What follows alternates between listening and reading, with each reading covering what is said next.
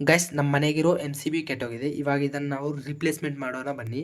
ಇದು ಹಳೆ MCB, ಇದು ವರ್ಕ್ ಆಗ್ತಿಲ್ಲ. ಹೊಸ MCB ತೊಗೊಂಬಂದಿದ್ದೀನಿ. ಈ ಹೊಸ MCBಯನ್ನು ತಗೊಂಡು ಇದಕ್ಕೆ ನಾವು ಇವಾಗ ಫಿಕ್ಸ್ ಮಾಡ್ಕೋಬೇಕು. ಈ ಥರ ಫಿಕ್ಸ್ ಮಾಡಿಕೊಂಡು ಇವಾಗ ಇದರಲ್ಲಿ ಕರೆಂಟ್ ಅನ್ನೋದು ಆನಲ್ಲಿದೆ. ಆ್ಯಂಡ್ ಕಟ್ ಮಾಡಬೇಕು. ಏನಂದರೆ ವೈರ್ಸು ಇಲ್ಲಿ ಆಚೆ ಬಂದರೆ ನೋಡಿ 1 ಸೆಂಟಿಮೀಟ್ರ್ ಅಷ್ಟು ಗ್ಯಾಪ್ ಇದೆ. ಇಲ್ಲಿ ಕಟ್ ಮಾಡಿಕೊಂಡ್ರೆ ನಾವು ಮನೆಗೆ ಕರೆಂಟ್ ಅನ್ನೋದು ಬರೋದಿಲ್ಲ. ಆ್ಯಂಡ್ ಇವಾಗ ಹೊರಗಡೆ ಹೋಗಿ ಲೈನ್ ವೇರ್ಸು ಲೋಡ್ ವೇರ್ಸು ಯಾವುದಂತೇಳಿ ತಿಳ್ಕೊಬೇಕು. ನೋಡಿ ಮೇಲೆ ಇರೋದು ಲೈನ್ ವೇರ್ಸು, ಕೆಳಗಡೆ ಇರೋದು ಲೋಡ್ ವೇರ್ಸು.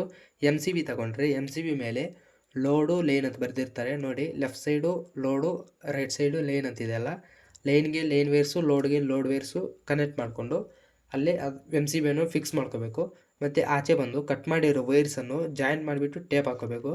ಒಳಗಡೆ ಹೋಗಿ MCB ಆನ್ ಮಾಡಿದ್ರೆ ಲೈಟ್ಸು ಆನ್ ಆಯಿತು.